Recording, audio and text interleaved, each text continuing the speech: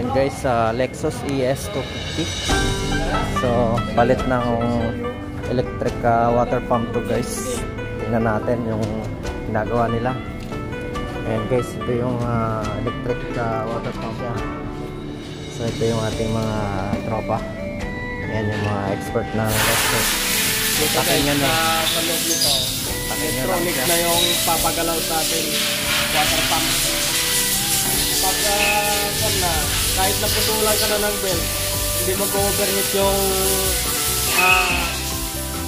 scan mo dahil.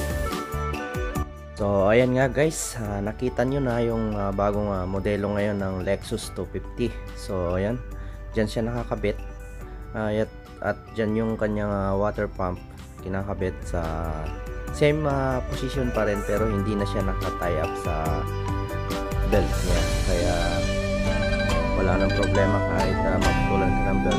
Yan nga sabi ng kasama ko, at ito yung kanyang thermostat, electronic din siya. Mayroon siyang yung sensor niya,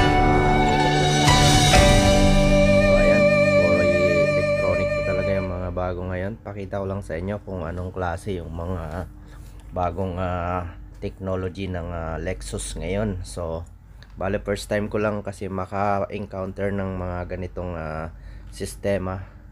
So parang BMW na rin siya. Yung BMW, sa mga di nakakaalam, ay electronic water pump din siya. So ihinalin tulad siya sa BMW. Okay.